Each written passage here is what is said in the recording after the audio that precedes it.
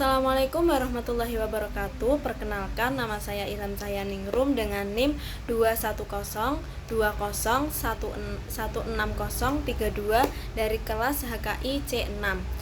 Di sini saya akan sedikit menjelaskan terkait dengan pengelolaan limbah B3.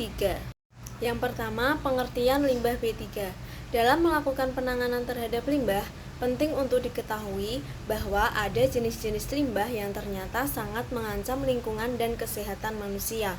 Jenis limbah tersebut kerap disebut dengan istilah limbah B3.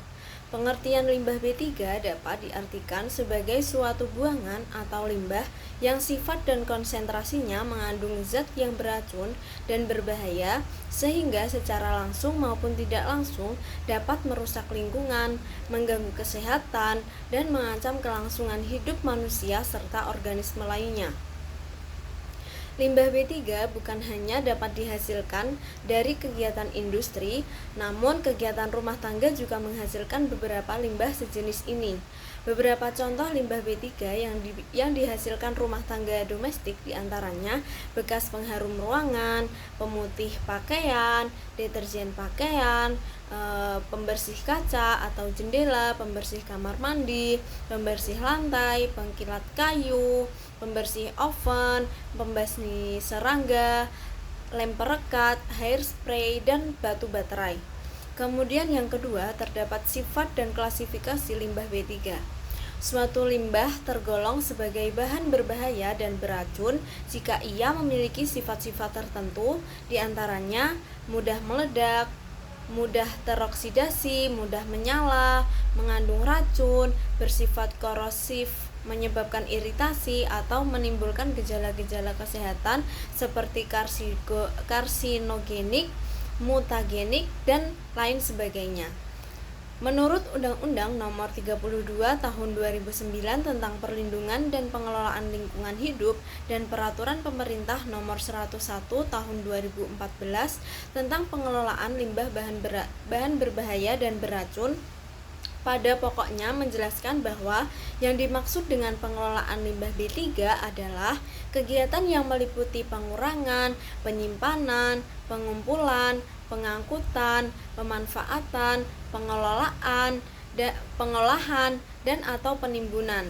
Suatu limbah B3 yang tidak ditangani atau dikelola dengan tepat melalui fasilitas yang memadai, maka akan menyebabkan terjadinya pencemaran limbah B3.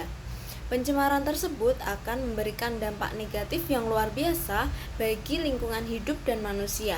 Keberadaan limbah B3 yang tidak dikelola dapat mempengaruhi kelestarian lingkungan dan ekosistemnya. Selain itu juga mempengaruhi keselamatan manusia. Limbah B3 dapat mencelakakan manusia baik secara langsung, yakni akibat ledakan, kebakaran, reaktif, korosif, maupun secara tidak langsung, yakni toksik, akut, dan kronis. Hal tersebut telah dinyatakan dalam pasal 103 UU PPLH yang berbunyi, setiap orang yang menghasilkan limbah B3 dan tidak melakukan pengelolaan sebagaimana dimaksud dalam pasal 59 dipidana dengan pidana penjara paling singkat 1 tahun dan paling lama 3 tahun dan denda paling sedikit 1 miliar rupiah dan paling banyak 3 miliar rupiah. Memahami pasal tersebut dan mencermati bahwa limbah B3 telah mengancam keberlangsungan ekosistem serta keselamatan manusia, maka pengelolaan limbah B3 secara aman dan sesuai prosedur menjadi hal yang penting yang harus dilakukan bagi siapa saja, khususnya pelaku kegiatan industri, karena memiliki potensi besar dalam menghasilkan limbah B3 dan bagi pihak-pihak lainnya yang terlibat seperti jasa pengangkut limbah B3 ataupun jasa pengelolaan limbah B3. Melalui pengelolaan limbah B3 secara tepat akan menjaga kelestarian alam sehingga segala aktivitas manusia termasuk kegiatan industri tetap dapat terus berlangsung dengan menjaga simbiosis mutualisme. Sekian dari saya. Apabila ada tutur kata yang kurang berkenan, saya mohon maaf. Wassalamualaikum warahmatullahi wabarakatuh.